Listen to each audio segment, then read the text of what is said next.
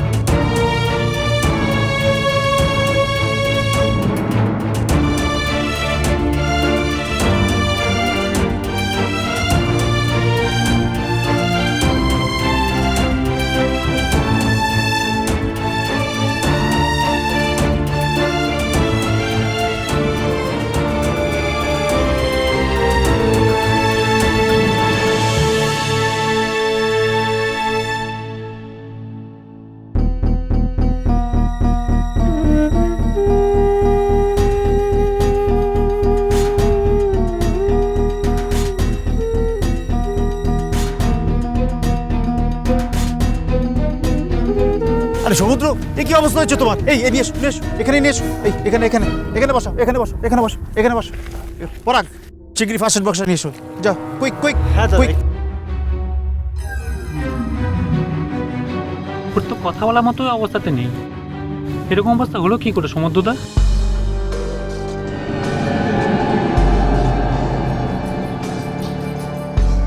আচ্ছা এই ডায়েরিটাতে কি আছে বলতো? এটা তো তোরা তো আগে দেখিনি। এটা কোত্থেকে এলো? ওটা পেয়েছি। কোথায়? তুমি কি পড়ে গিয়েছিলে নাকি? পড়ে যাচ্ছিলাম একটা গভীর খাদে, একটা ভাঙা গাছ পেয়ে সেটাকে আঁকড়ে ধরে কোনো রকমে।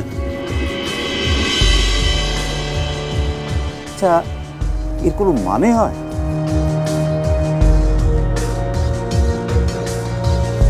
দাদা নিয়ে এসছি। এই চিকেটে জল নিয়ে এসো। quick। দেখি দেখি হাতে দেখি। বাবা সমুদ্র, তুমি যে আমাদেরকে দুশ্চিন্তা ফেলেছিলে তুমি জানো না। বেঁচে তো ফিরলাম বোঝদা। এখন আবার বেঁচে ফিরেছে বলে ক্রেডিট নিচ্ছ। আশ্চর্য।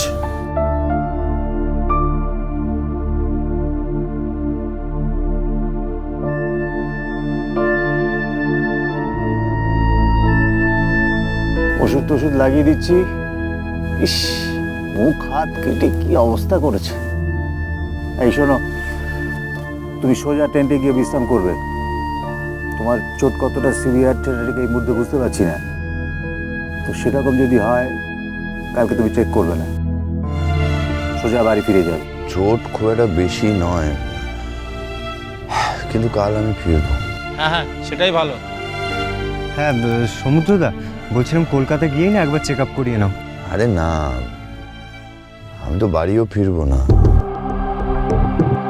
আমি একবার মালদা যাব। মালদায়?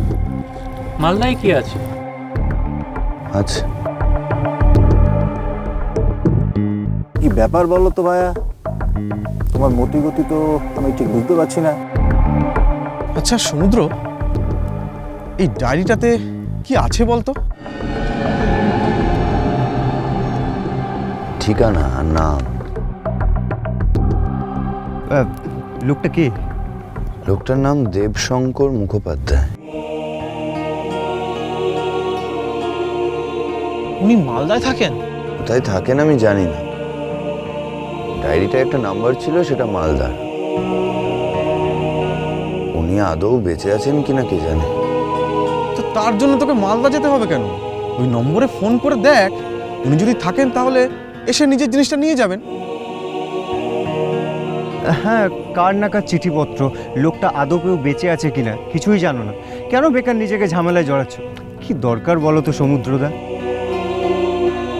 ও, নিজে ঝামেলায় পড়ে যেতে পারি বলে আমি কারোর জিনিস ফেরত দিতে যাব না?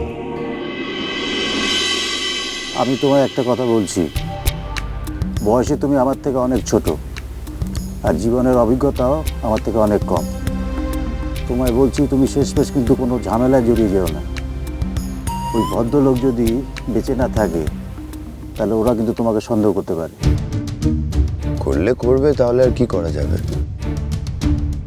কিন্তু এমনটা নাও হতে পারে, হয়তো এই মানুষটার স্মৃতিচিহ্ন পেয়ে তার বাড়ির লোক খুবই খুশি হলো। হয়তো এটা তাদের কাছে মূল্যবান একটা স্মৃতি হয়ে থাকলো, তাও তো হতে পারে। মেয়েকে দিয়ে কি আপনারা অন্যভাবে পয়সা রোজগার করেন না? মা গো মা, গেরস্ত ঘরে এমন সাজ বাপের জন্মে দেখেনি গা। মেয়েকে এমন সাজিয়ে এনেছেন যে ভদ্রলোকরা এমন মেয়েদের দেখলে কি নির্লজ্জ মেয়ে, এমন মেয়ের সঙ্গে কখনো সম্মত নয়। এ মেয়ে তো দেখছি বিয়ে পাগলা হয়ে গেছে, বিয়ে পাগলি ছুরি। ছ্যাঃ! এমন ঘরের মেয়ের সঙ্গে আমি আমার গবুর বিয়ে দেবনি। তোমার এই মেয়ের বিয়ের জন্য বিয়ে হোক বা না হোক, আমার মেয়ের বিয়ের চেষ্টা যে বন্ধ হয়ে যাবে তা কিন্তু না। তোকে ঠিক বলেছি, তোকে দেখতে না ঠিক একটা রাস্তার মেয়ের মতো লাগছে, রাস্তার মেয়ে। কোনো ভদ্রলোকের বাড়ি মেয়ে এরকম সাজে না, ভদ্রলোকের সামনে এসেও বসে না। আমাকে না মেরে তো মরবে না। এই যদি অন্য মেয়ে হতো, দেখতে পরের দিন গলায় দড়ি দিয়ে ঝুলছি, গলায় দড়ি দিয়ে ঝুলছি, গলায় দড়ি দিয়ে ঝুলছি।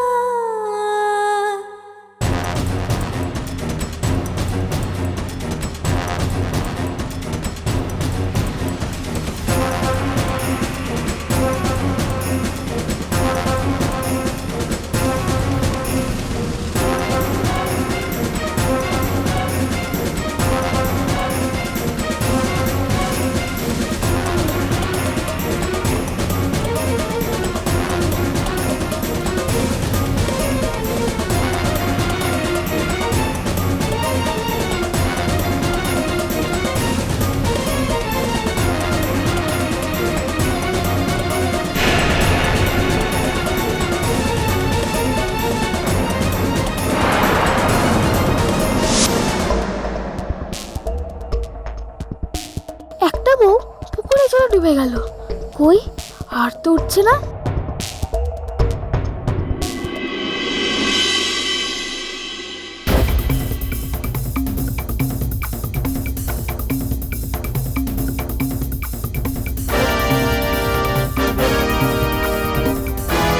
ও সুবল, ও দয়া, একটা মেয়ে ভাসছে গো। ও সুবল, ও দয়া, দেখ না, কাউকে ডাক না, গায়ের লোককে ডাক না। কার গেল গো, আবার কার মেয়ে বউ গেল?